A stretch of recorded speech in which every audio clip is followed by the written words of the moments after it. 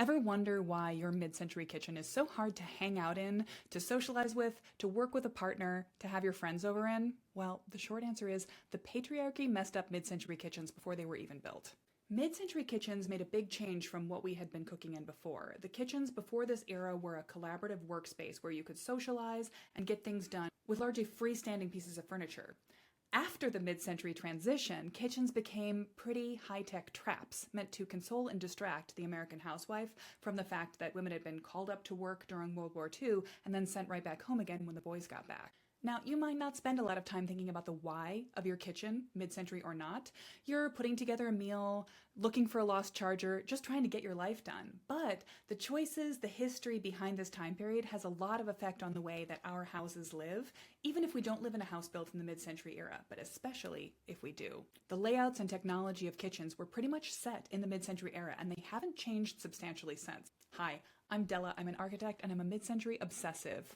If you're looking for help to fix the layout of a tricky kitchen or to improve the look of a mid-century kitchen, or worse, one that was remodeled into another era in the last few decades, I've got advice for you. Grab my free guide, The Essential Elements of a Mid-Mod Kitchen Update. It's right below this video. So let's set the scene. The time after World War II was an era of huge economic growth.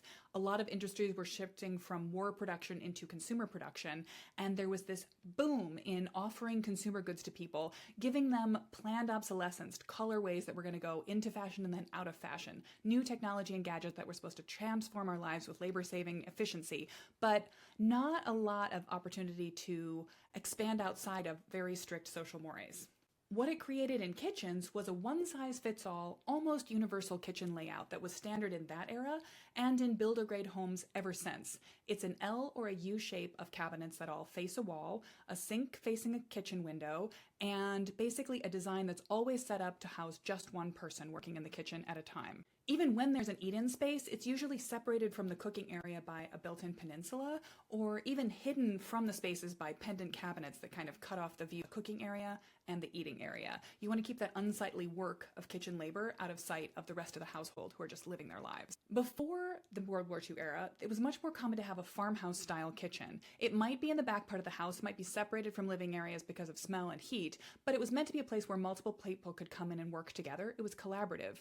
It didn't have as many built-in elements. It was more likely to have a kitchen table that was both an eating space and a working space. It was meant to be the space where all practical household tasks got done. When we upgraded to the new tech of the fitted mid-century kitchen, we lost that sense of multiple people can work in the space in multiple different daily tasks at once. This is not some big nefarious scheme. In fact, the ideas behind this were very optimistic and idealistic. Home economics philosophy of 100 years ago was meant to promote efficiency, it was supposed to save labor, it was supposed to help housewives live better lives, taking fewer steps, doing less work. But it was very fixated on one particular type of household generative labor, the ladies. This kind of thinking gave us the kitchen work triangle, which I have a few notes about, but is generally a good way to measure the efficiency of different elements in the kitchen for one person to use.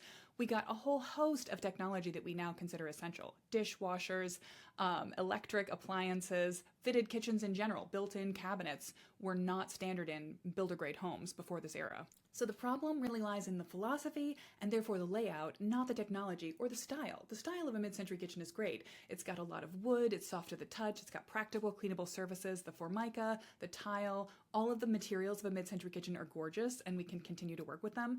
But the layout of a kitchen is designed around the idea that we're shielding a housewife and her unsightly work from the living space of the rest of the house. Every piece of marketing literature from this era shows a woman in a beautiful dress with a slightly glazed expression in her eyes, cheerfully producing food alone in a kitchen.